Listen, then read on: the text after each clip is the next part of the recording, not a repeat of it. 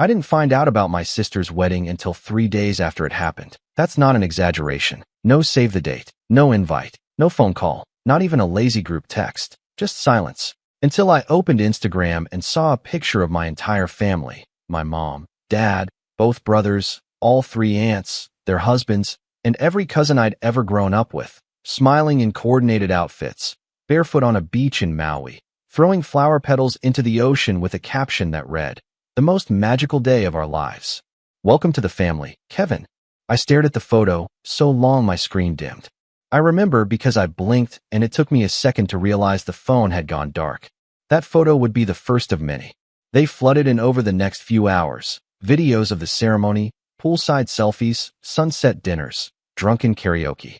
My older sister, Amelia, looked stunning in her dress. Her new husband, Kevin, was practically glowing.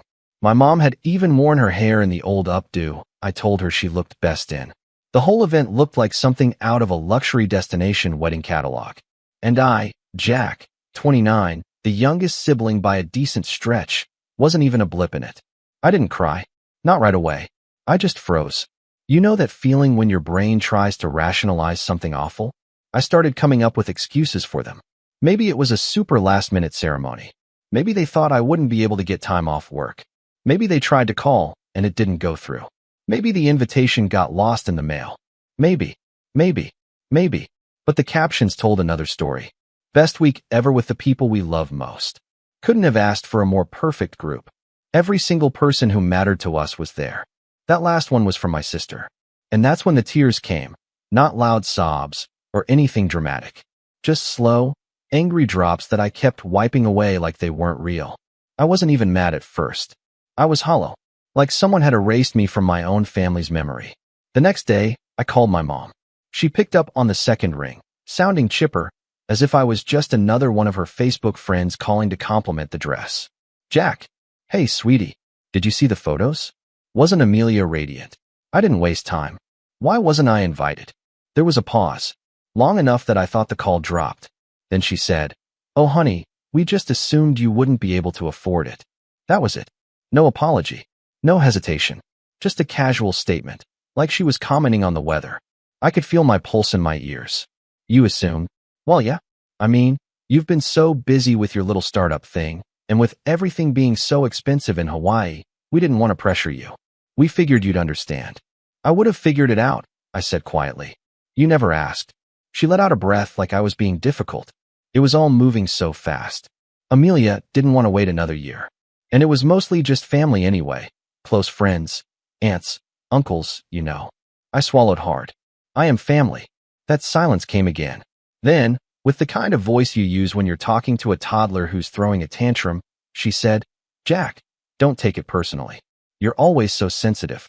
That was the moment something inside me broke. Not in a fiery, explosive way, but in a quiet, surgical kind of way. Like a switch flipped. I didn't scream. I didn't cry again. I just nodded, even though she couldn't see me. "You're right," I said. She hesitated. "Right about what?" "I couldn't afford it." Then I hung up. And that was the last time I spoke to my family for over a year. The thing is, my mom wasn't completely wrong. At the time, I couldn't afford a trip to Hawaii.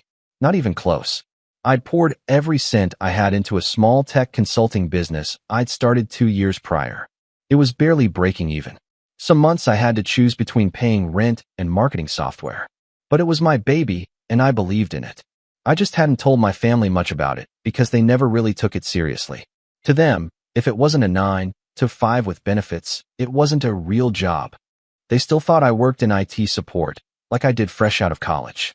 But that call, that moment, that flip switch, it lit a fire under me that I didn't even know I had. I stopped waiting for their approval. I stopped trying to explain myself. I didn't post on Instagram. Didn't send holiday texts. When my birthday rolled around a few months later and no one reached out, not even a generic HBD on Facebook, I knew they'd written me off completely. And weirdly, that gave me power. Because while they were drinking piña coladas and posting reels of underwater snorkeling, I was grinding. I took every client I could get. I taught myself how to automate half the business so I could scale faster. I pulled 14-hour days, sleeping on my office floor some nights. I lived off canned soup and black coffee. I built a team, hired smart, fired smarter. And little by little, the numbers started turning in my favor. We landed a big contract with a hotel chain, then another with a travel app, then one with a resort management group that had a portfolio in, ironically, Hawaii. By the time the one-year anniversary of Amelia's wedding rolled around, my company was netting more in a month than I'd made in the previous year. But I didn't call my mom. I didn't tell my siblings. I didn't post about my success. I just watched from a distance as their lives went on without me. Baby announcements, new cars, Sunday brunches. I wasn't tagged in anything anymore. It was like I'd been quietly erased. But they had no idea what was coming. Because a few months later, a property came up for acquisition. A resort, mid-sized, oceanfront, recently remodeled. The exact one they'd stayed at for the wedding. And thanks to my new partnerships and the insane leverage I'd built over the last year, I had the chance to make a move that would change everything. That's when the idea hit me. It started as a joke, really. Just a petty daydream during a late-night spreadsheet session. But the more I thought about it, the more it consumed me. I didn't want revenge in the explosive, dramatic sense. I wanted silence. Elegance. I wanted them to feel what I felt, like they were on the outside of something they should have been part of. So I booked the resort. Every room, every bungalow, every event space. I told the staff it was for a private event. No press, no social media, just exclusivity. I planned the guest list meticulously, friends who supported me, mentors who believed in me, colleagues who'd stuck by me when I was broke and invisible. Not one family member made the cut. And as the final confirmations rolled in, I sat in the same chair I'd been in a year ago, staring at my phone. Only this time, I wasn't crying. I was smiling. But then something happened I didn't expect, something that made everything twist just a bit. My sister called, for the first time in a year, and I didn't pick up. I stared at the screen, her name glowing like a ghost from a past life.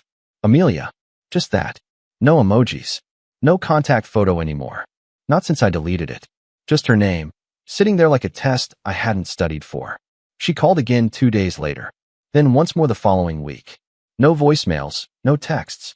Just quiet calls that rang out, one after another, like the universe nudging me to pay attention. I told myself not to care. I told myself it was nothing. Probably just some passive-aggressive guilt check-in, like Mom used to do. I let it ring out each time.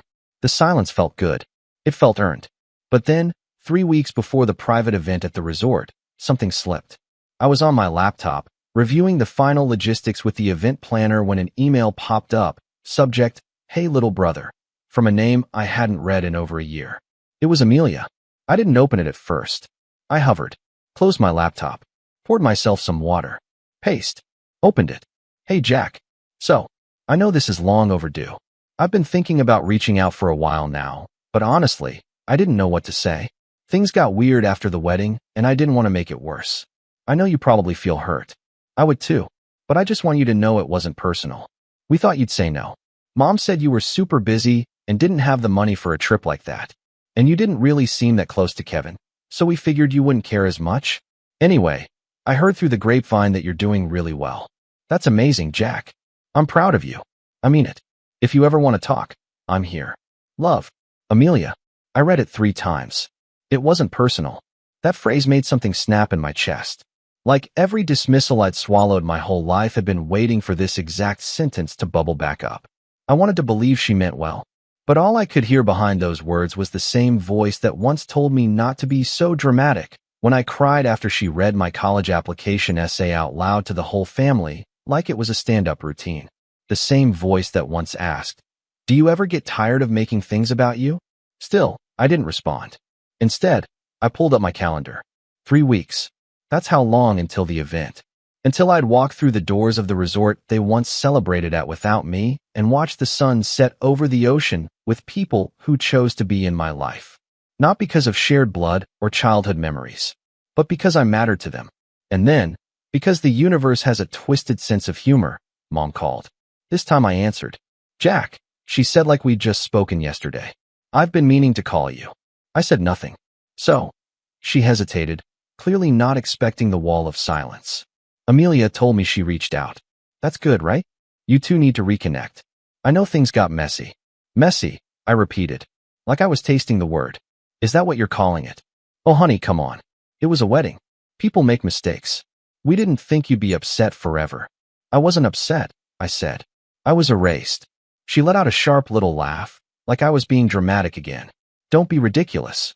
You know we love you. Love me enough to post about how everyone who mattered was there. There was silence. A longer one this time.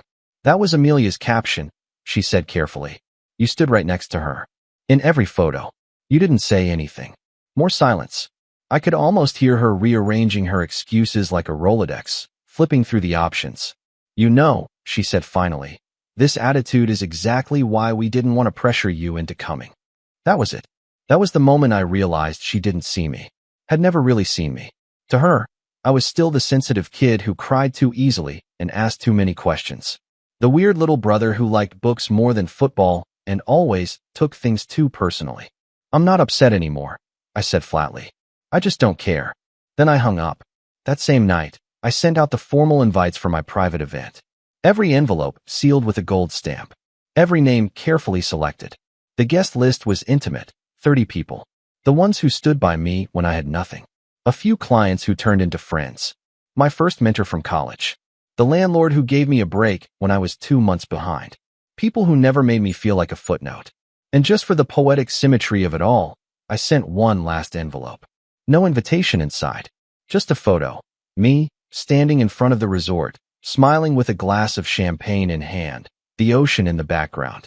On the back, I wrote 5 words. Guess who can afford it now? I sent it to my mom's address. I didn't expect a reply, but a few days later, it came. An email this time. No subject line. No greeting. That was cruel, Jack. I don't know what you think you're proving, but it's not classy. Families forgive each other. You've made your point. Let it go. That was the moment I realized this wasn't just about the wedding. It was never just about the wedding. It was about a lifetime of being the afterthought. Like the time I got accepted into an elite summer program in high school, and they all skipped my celebration dinner because Amelia had a new boyfriend to introduce. Or when I broke my collarbone playing rec soccer and Mom said, well, that's what happens when you try to be something you're not. Or every single Christmas where I got the last gift unwrapped. The leftover attention. I didn't hate them for it. Not anymore. Hate is too heavy. But I didn't forgive them either. 2 days before my event, my brother Nate, who hadn't called me in 2 years, texted, Yo man, heard about the big celebration. That's wild. Mind if I come by for a bit? No explanation. No apology. Just a casual, last-minute drop-in like we were college buddies who lost touch. I didn't answer. The next day, I got a DM on Instagram from my cousin Jess. Is this the same resort we stayed at for the wedding? LOL, that's hilarious. Looks so pretty. You there now? That's when I realized something was leaking. Someone I'd invited had shared a post. One photo. Just a sneak peek of the setup.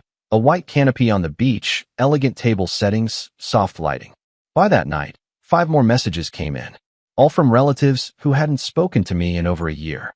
Suddenly, I was the hot ticket. Suddenly, everyone remembered I existed. Even Kevin, the guy who married into the family and never said more than, "What's up?" at Thanksgiving, sent me a LinkedIn message. Hey Jack, Amelia mentioned you're throwing some kind of event in Hawaii? That's amazing, bro. We'll actually be on the island that weekend. Would love to catch up if you're around. That was the final straw. Not because he messaged me, but because he used the word bro. We were never bros. And that's when it hit me. They didn't want me. They wanted proximity. To success. To money. To whatever this glow-up version of me was now. But none of them wanted the version of me who slept on his office floor and ate $8 ramen for months while they posted engagement photos and drank cocktails in swim-up bars. The day of the event came faster than I expected. I flew in 2 days early to oversee everything. The resort staff were incredible, helpful, discreet, professional. They understood the assignment. The property was flawless. The flowers, the lights, the music, it was like something out of a movie. The night before the event, I stood alone on the balcony of my suite, watching the waves crash softly against the shore. And for the first time in a long time, I let myself feel the weight of it all. Not the revenge, not the victory, just the quiet ache of what I'd lost. Because despite everything, a small part of me had wanted them to notice, to apologize, to say, "We messed up, Jack. We should have been there." But they never did. They just wanted back in now that it looked fun again. The next morning, just as the first guests were arriving, the front desk called. "There's a woman here," the concierge said. "She says she's your mother." I froze. She's not on the guest list, they added, but she says it's important. I felt a dozen emotions at once.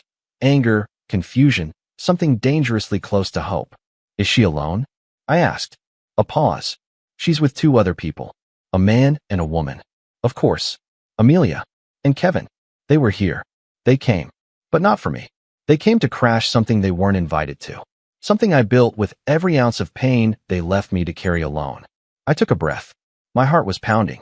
Tell them, I said slowly, this event is for family. And then I hung up. But I hadn't seen the last of them. Because 3 hours later, they tried something I never expected. They didn't take the hint. I knew they wouldn't. Deep down, I think I always knew the word no had never meant much to people like them. People who were used to always being let in, always getting their way. My mom had been steamrolling boundaries since I was old enough to speak. Amelia had turned passive aggression into an art form by middle school. And Kevin? Well, Kevin just did whatever Amelia told him to do, which made him arguably the most dangerous of the three. I thought rejecting them at the front desk would be the end of it. I'd imagine them slinking back to their rental car in embarrassment, maybe booking a flight home a day early, blaming me to each other while they waited in the lounge for their overpriced airport food. But of course not. Because when the event began, when the sun started to dip low on the horizon, and the music came on, and the laughter swelled across the beach lawn like the tide, my past showed up again. Only this time, it was wearing makeup and sunglasses. They didn't try the front entrance again. No, they went around, walked the perimeter of the resort, probably scoped it out earlier that morning. I was standing near the pool bar, talking to someone from my very first investor meeting, Susan, a retired engineer who took a chance on me when I was pitching software prototypes out of a Starbucks, when I spotted a figure ducking between palm trees near the property line. I stopped mid-sentence. Susan noticed. You okay? I nodded, then turned away slightly, pretending I was looking for someone. But I saw it. Amelia's blonde hair, unmistakable even under a wide-brimmed hat. She was walking quickly, glancing side to side like she was in some sort of amateur heist movie. Kevin followed behind her, holding what looked like a gift bag. I kid you not. A gift bag. And behind him was my mother. Wearing white. White. To my event. I blinked like I was hallucinating. My jaw actually dropped. I'd read stories online about people crashing weddings or parties, showing up in white to be petty, but I never thought I'd see it happen in real time. I wasn't angry. I was done. I handed my drink to Susan and calmly walked toward the concierge. Hey, I said, voice even. We may have a breach of the perimeter. He blinked. A breach? I pointed. The group by the east side palms. None of them are guests. Please escort them off the property. He looked over and stiffened immediately. Absolutely, sir. Within minutes, 2 resort staff, both well-trained and radio-connected, walked calmly toward the invaders. I watched from a distance as they were intercepted mid-sneak. Amelia tried to act surprised. Kevin looked lost. My mom. Well, she folded her arms like she was the victim of a misunderstanding. I saw them arguing. Heard a few words float across the breeze. Family. Miscommunication. Invitation must have been lost. They were grasping. Eventually, they were walked off property, not forcibly, but firmly. And that should have been the end of it. But the real fall didn't come that day. It came the next. Because while I was still glowing from the high of the event, still standing on that pedestal of sweet, silent revenge, I woke up to a different kind of notification. A Facebook post. From my mother.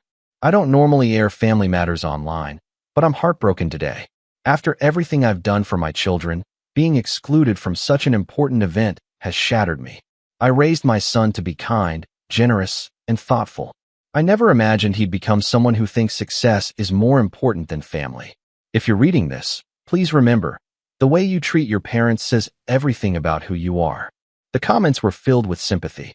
Sending hugs, Linda. You're such a good mom. He'll come around. Kids these days have no gratitude. Only 1 or 2 people question the narrative. But they were drowned out. And that's when I felt it, the crash after the high. The weight of the spotlight being flipped back on me. Only this time not as the overlooked brother, but as the villain. And it didn't stop there. Amelia posted next. A carousel of wedding photos. Yes, again, with a caption dripping in condescension. I wasn't going to say anything, but I guess we're sharing now. My brother chose to cut out his entire family for reasons none of us understand. I reached out. I apologized. I tried, but I guess money changes people. I didn't respond. Not online. Not privately. But I read everything. Every tag. Every subtweet. Every passive-aggressive story post. I watched as relatives I hadn't seen since childhood joined the pity parade. I watched old family friends share it like it was some public statement. I watched my name get dragged in a way I never prepared for. And for the first time in a long time, I felt small again. I thought I'd healed. I thought the event, the resort, the moment, that it would erase the years of being overlooked, misunderstood, uninvited. But standing in the aftermath of my own celebration, I realized something I hadn't anticipated. You can't win a war you don't admit you're fighting. Because I wasn't just trying to make a point. I was still trying to be seen. Still chasing the validation I never got at 10 years old when Mom left my science fair early to go pick up Amelia's dress fitting. Still trying to earn a spot at a table that was never set for me. The internet can be cruel. It feeds on emotion. It distorts facts into drama. And within a few days, some of my clients saw the posts. A few reached out awkwardly. One pulled out of a deal, said they didn't want to get involved in family issues. It stung. The event that was supposed to crown my comeback had quietly cost me. I wasn't canceled or anything dramatic. But the shine dimmed. The story shifted. I became the guy who booked a whole resort just to snub his own mother. And for the first time since I'd hung up that phone a year ago, I started to doubt myself. Had I gone too far? Had I lost sight of what I wanted? I stopped posting, paused all interviews, took a step back from the business for a while. My team was capable. They kept things moving, but I was adrift. Some nights, I couldn't sleep. I'd sit on the edge of my bed and stare at the floor, wondering if I'd let revenge turn me into the very person I swore I wasn't. It felt like rock bottom. Not the dramatic, fall from grace kind, but the quiet kind. The kind where you realize success means nothing if you're still carrying old wounds. But then, something changed. It started small. A handwritten letter arrived at my office. From Susan, the woman I'd spoken to at the event. The one who'd once invested in me when all I had was a pitch deck and a dream. Jack, I don't know what's going on with your family, and frankly, it's none of my business. But I do know this. That event was filled with joy, generosity, and integrity. Everyone there was there for the right reasons. You brought good people together. You honored the ones who lifted you up. That matters more than online noise. Don't let anyone rewrite your story. You know who you are. Susan, I read it 3 times. And then I cried. Not because I was sad, but because for the first time in weeks, I felt anchored. Like someone saw the version of me I was trying so hard to protect. The version that wasn't vindictive or cruel. Just tired. Just trying to heal in the only way I knew how. That letter pulled me out.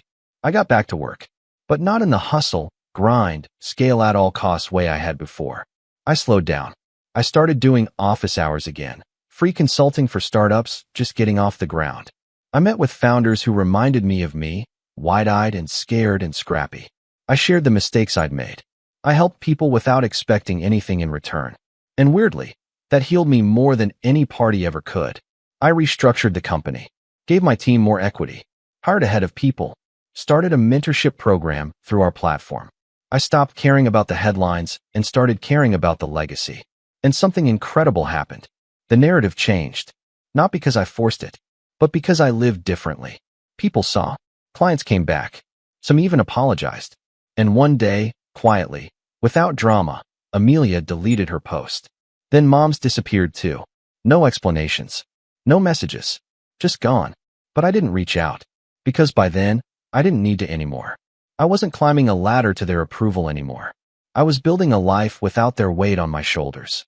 And then, about 6 months after the event, just as I was preparing to speak at a small tech summit in San Diego, I got a call from a number I hadn't seen in over a decade. Aunt Denise, the only relative who hadn't posted anything during the Facebook firestorm. I hesitated, then picked up. Her voice was warm, unchanged. Jack, she said, I know I might be overstepping, but there's something you should probably know. I sat down slowly, and what she said next made my stomach drop.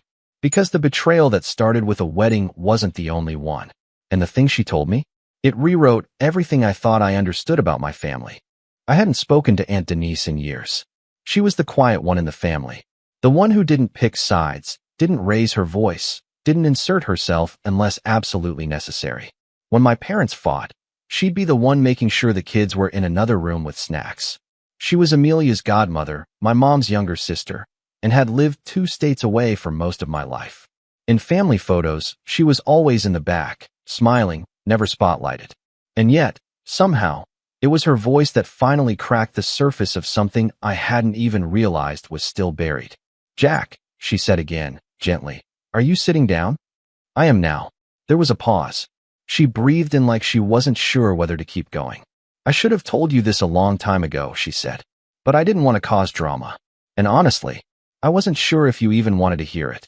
But after everything that's happened, I just can't keep it to myself anymore." My chest tightened. "What is it?" "It's about your inheritance," she said.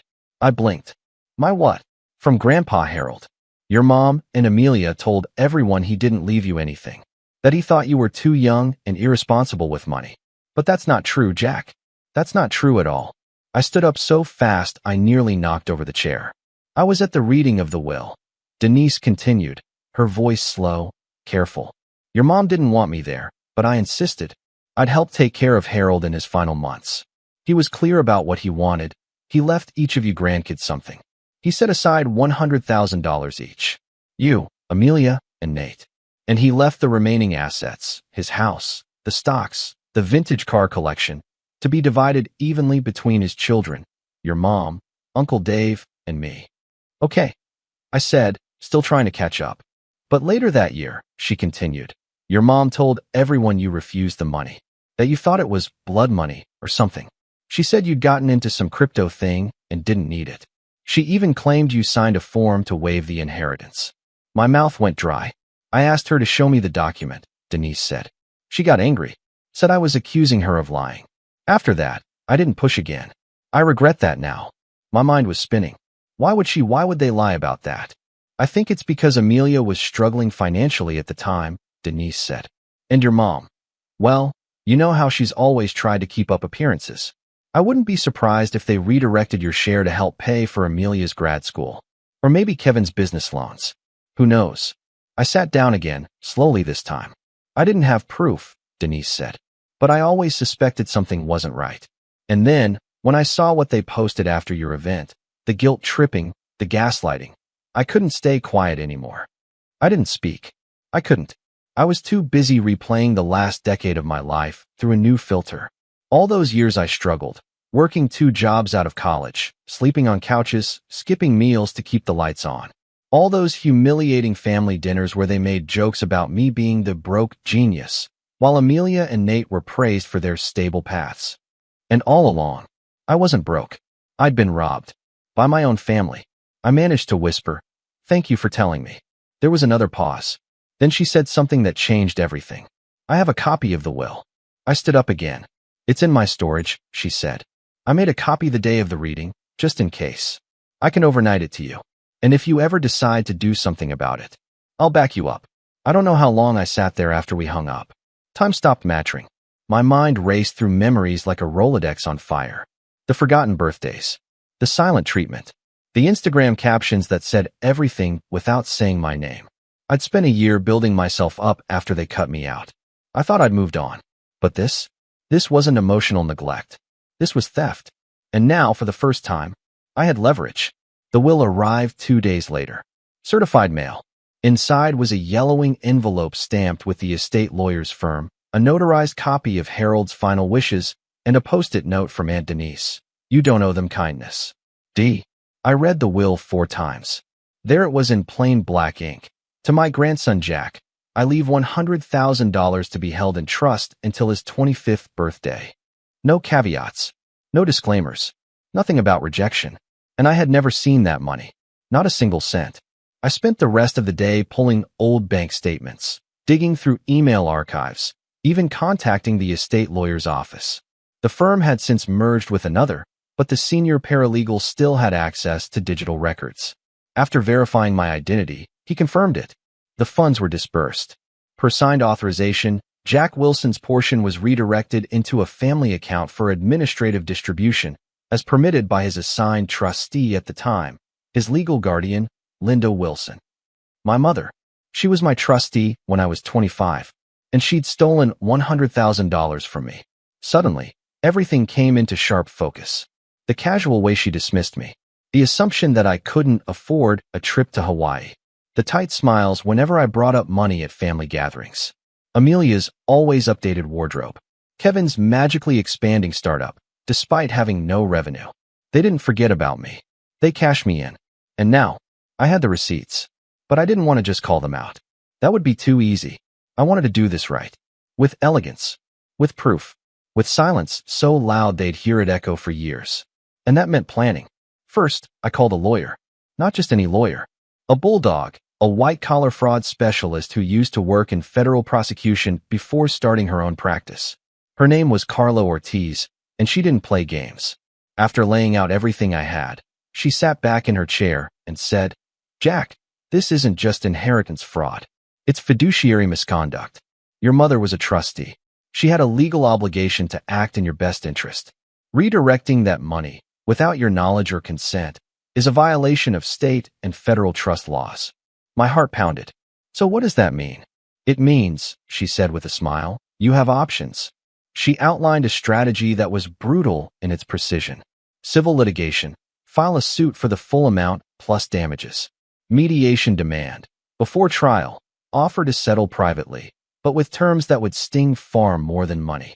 Public pressure. If they resisted, leak the story to financial justice blogs. Use the documentation, the paper trail, the notarized will. Let the court of public opinion speak. And if they get nasty? I asked. Carla grinned. "We get nastier. You're not a kid anymore, Jack." And they messed with the wrong adult. But legal action wasn't my only play. I started contacting others who'd been burned or manipulated by them. Quiet conversations with cousins, family friends, even an old neighbor who once lent Amelia a large sum for wedding prep and never got repaid. I wasn't assembling a mob. I was building a network. Of witnesses. Of stories. Of people who were ready to speak when the time came. And then I did something that surprised even me. I booked a table at Amelia's favorite brunch spot, the trendy rooftop cafe she posted about every other week, and invited her. Not to fight, not to scream, but to watch her lie to my face. And when she did, I'd know exactly how far she'd go. The day of the brunch, she arrived 10 minutes late, wearing oversized sunglasses and a blazer 2 sizes too tight. "Jack," she said, voice sugar-coated. "I wasn't sure you'd show." I smiled. "I'm full of surprises lately." We made small talk. Ordered overpriced lattes. She asked if I was seeing anyone, in that nosy way where she was really asking how stable I was. Then, casually, I dropped the hammer. "I've been thinking about Grandpa Harold lately," I said. She froze just slightly. "Oh, yeah," I said, stirring my drink. "Funny thing, I recently saw a copy of his will." She blinked. "You did?" It said he left me $100,000. Isn't that wild?" She smiled nervously. "Huh, that doesn't sound right." "Mom said." I know what Mom said. I cut in, voice still calm. But she lied. Her lips parted, but no words came. I leaned in just slightly.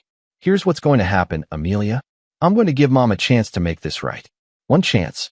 And if she doesn't, well, I have a very good lawyer. And a very public platform." "You wouldn't," she whispered. "Try me." She reached for her water, hands trembling. "Jack, it was Mom's call." "I didn't.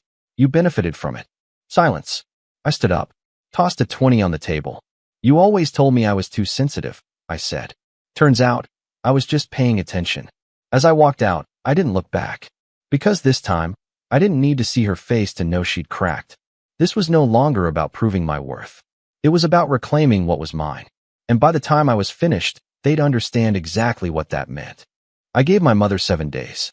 7 days to come clean, to acknowledge what she'd done, to return what was mine. No theatrics, no grand speeches, just an email. I kept it short.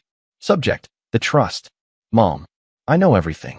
I have a copy of Grandpa Harold's will, the estate documents, and records showing you redirected my inheritance without my knowledge or consent. You were my legal trustee when I turned 25, which makes this a clear breach of fiduciary duty. I am offering you the opportunity to resolve this quietly and privately. You have 7 days to return the full $100,000, plus a written admission of what you did and who else was involved. If you refuse, I will pursue legal action and make the matter public. Consider this your only chance." "Jack."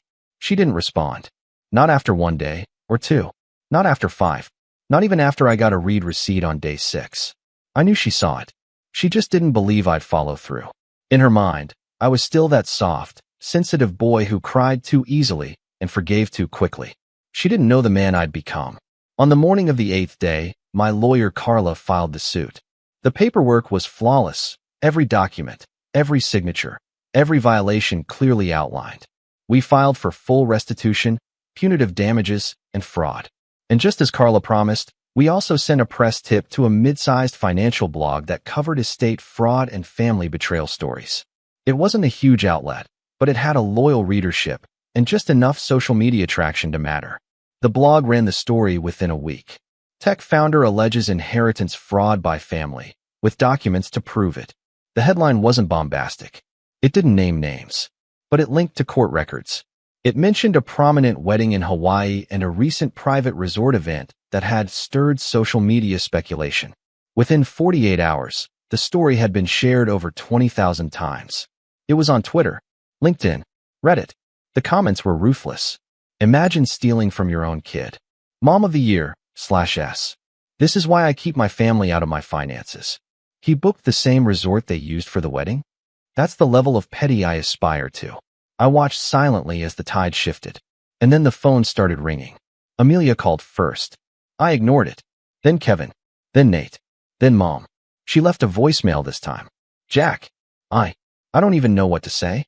This is humiliating. You didn't have to do it this way. You didn't have to go nuclear. We could have talked. Please call me back. I didn't. Because talking was always on their terms. Now it was on mine. Carla received their response through an attorney representing both Amelia and my mother. They tried to argue the funds had been redirected with good intent and that I had benefited indirectly through family expenses. Carla smiled when she read that. Good. Let them say that in court. But just before the first mediation hearing, something unexpected happened. A whistleblower came forward. Turns out, my mother hadn't just stolen my inheritance. She had a pattern. The neighbor I spoke with, the one who said Amelia borrowed money years ago, had documents proving the loan was orchestrated through my mom. A $20,000 transfer labeled bridal support, never repaid. Another cousin, Melissa, reached out after seeing the article. She was 19 when Grandpa Harold passed and always believed she wasn't included in the will because of bad grades and being too immature, as my mother once told her. When I showed her the will, her name wasn't on it. But Melissa's father, my Uncle Dave, had left her a private trust. When Melissa confronted my mom, she got silence. When she hired a lawyer, she found out that trust was also redirected during probate. My mother had her fingerprints all over the paperwork. It was a pattern. Control, manipulation, erasure. And now it was unraveling. Within 2 months, the civil case against my mother and Amelia had expanded. Carla worked like a machine, coordinating witness statements, securing depositions, compiling a mountain of evidence so thick it broke 3 manila folders in her office. And while the legal case churned through its stages, the court of public opinion did its part too. My mom, who once posted Sunday gratitude updates and motivational quotes about motherhood, went dark on social media. Her Facebook page vanished. Amelia's Instagram, once a polished grid of curated perfection, was wiped clean of comments. Kevin deactivated entirely. The fallout reached further than I expected. Apparently, Kevin's startup had been banking on a round of angel funding that quietly disappeared after the blog post made rounds. 2 investors backed out. One firm emailed them directly, stating they couldn't move forward with a brand associated with unresolved legal allegations. Meanwhile, my company? We surged. The attention, though unplanned, had brought visibility to our consulting platform, and small businesses flooded in, resonating with the story of a founder who pulled himself up after family betrayal. But revenge isn't about business growth or social media karma. It's about the moment they finally see you. And that moment came during the mediation hearing. We met in a glass-walled conference room in a downtown high-rise. My mother sat on one side, flanked by Amelia and 2 tight-lipped attorneys. I sat opposite them with Carla and my financial advisor.